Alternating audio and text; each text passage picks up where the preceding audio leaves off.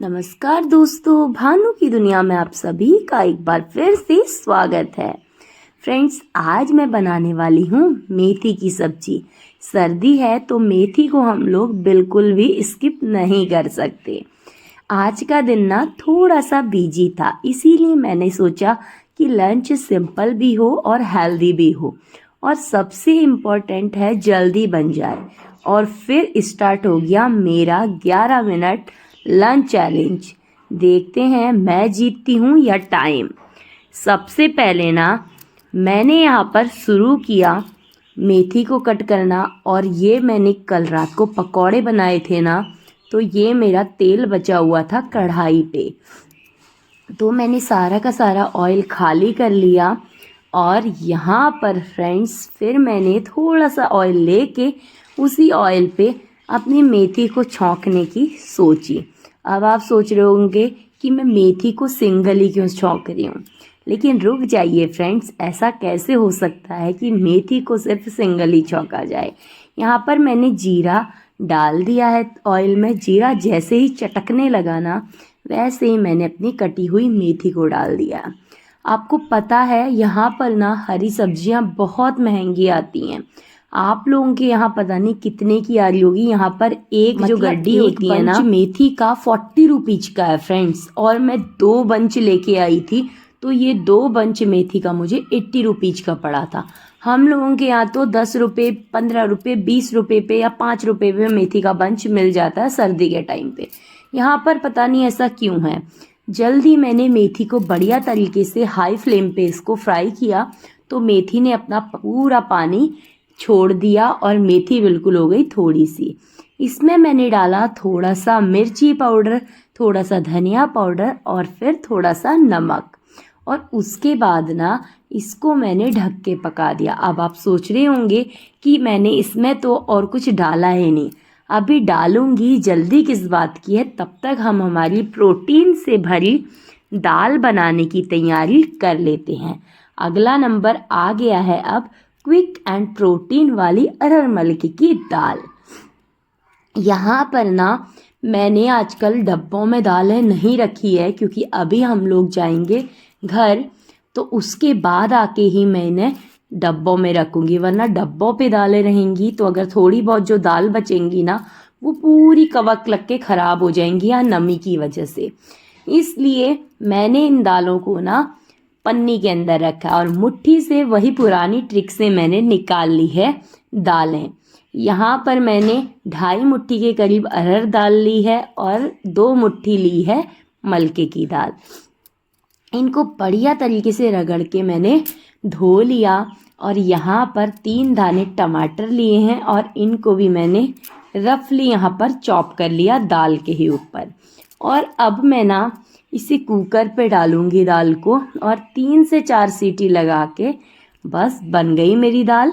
और यहाँ पर ना पहले इस टमाटर को मैं 3 इसीलिए डाल रही हूँ क्योंकि थोड़ा सा मुझे आज खट्टी खट्टी सी दाल खाने का दिल है। आपको एक बात बोलूँ, सर्दी में ना वहाँ और जगह हम लोगों के यहाँ भी सब जगह टमाटर भी सस्ता होगा, लेकिन यहाँ पर टमाटर भी 80 रुपया केजी इस वक्त हो रहा है। समझ ही नहीं आता यहाँ का रूटीन, यहाँ का क्या है, सब कुछ बंगाल में कुछ समझ ही में नहीं आता। और यहाँ पर टमाटर भी कट चुका था, फिर मैंने दाल को कुकर पे डाल दिया टमाटर के साथ ही। अब इसमें डालेंगे हल्के फुल्के मसाले जो मैं रेगुलर बेस में डालती हूँ। तो चलिए अब इसमें डाल देते हैं मसाले, लेकिन उससे पहले हम हमारी सब्जी के पास चलते हैं।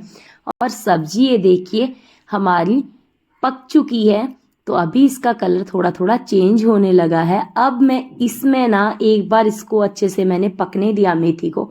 अब इसमें डालूंगी ये बॉईल किया हुआ आलू।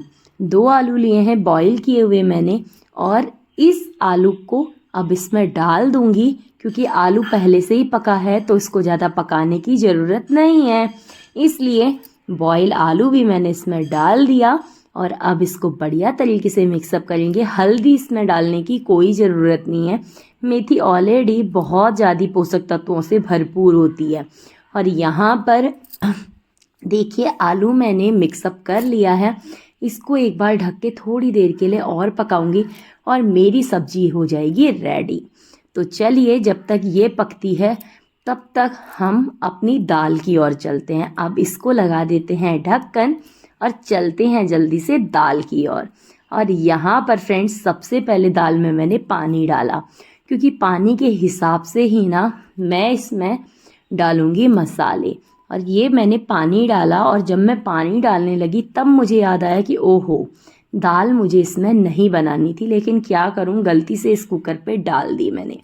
अभी मैंने इसमें आधा चम्मच मिर्ची पाउडर डाला है, 2 चम्मच छोटी चम्मच से मैं डालूंगी यहाँ पर धनिया पाउडर और उतना ही हल्दी पाउडर भी डालूंगी। और उसके बाद मेरी दाल तैयार हो जाएगी। लगता है बातों ही बातों में आज नमक डालना भी भूल जाऊंगी मैं, लेकिन मुझे याद आया कि नमक भी डालना है और मैंने इसी हाथ यहाँ पर नमक भी डाल दिया था दाल में।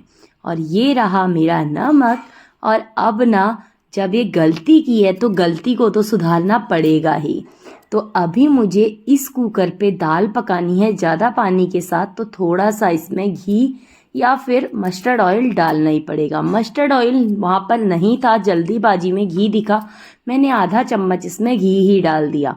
और उसके बाद इसको कवर करके पकने के लिए रख दिया। 3 से 4 सीटी पे ना मेरी दाल बन जाएगी। तो चलिए दाल को इसमें रखेंगे पहले, लेकिन सबसे पहले इसको निकाल लेते हैं।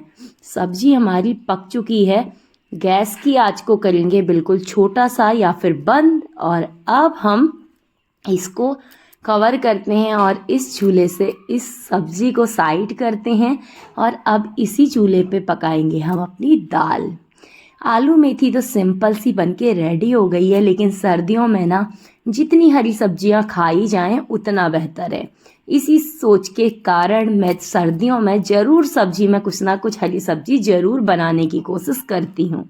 लेकिन यहाँ पर ना कुछ ज़्यादा ही महंगी है सब्जियाँ, लेकिन किया क्या जाए, चाहे महंगी है चाहे सस्ती हैं, खानी तो है ही।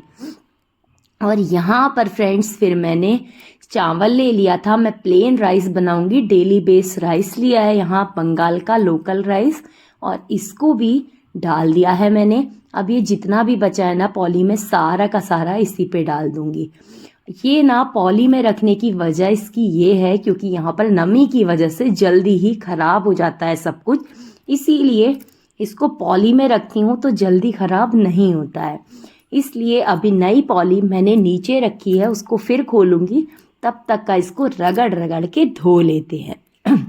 और यहाँ पर मैंने इसे 4 से 5 पानी अच्छे से धोया और जब साफ पानी निकल गया ना तब फिर मैंने इन राइस को भी डाला बड़े वाले कुकर पे, जिसमें पहले मैं दाल बनाने वाली थी, लेकिन दिमाग काम नहीं किया जल्दीबाजी पे, तो यहाँ पर दाल इसमें ना बन के छोटे वाले पे बन गई, इसीलिए उसमें मुझे घी डालना पड़ा।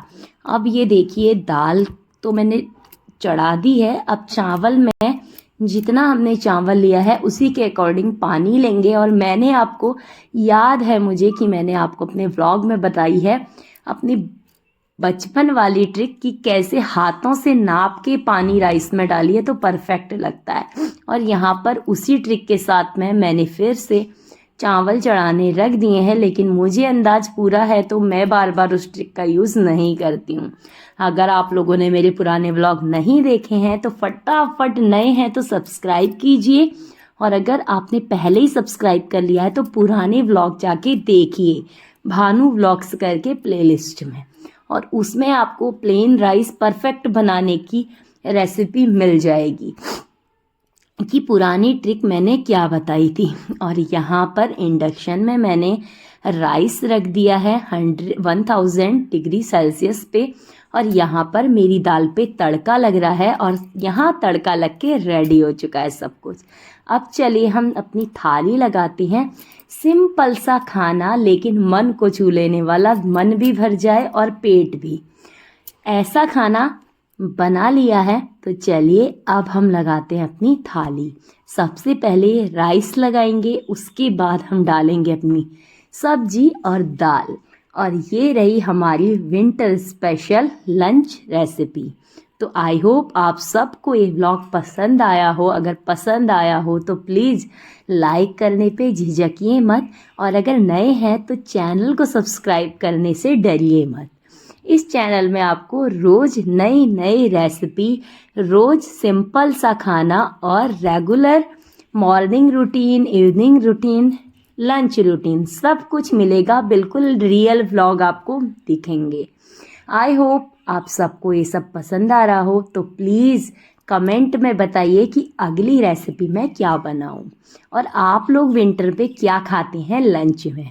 तो चलिए मैं मिलूंगी आपसे अपने अगले व्लॉग में। तब तक के लिए मैं इसे एंजॉय करती हूँ, और आप भी अपना लंच एंजॉय कीजिए। बाय फ्रेंड्स, स्वस्थ रहिए, मस्त रहिए, अपनी लाइफ में व्यस्त रहिए। बाय।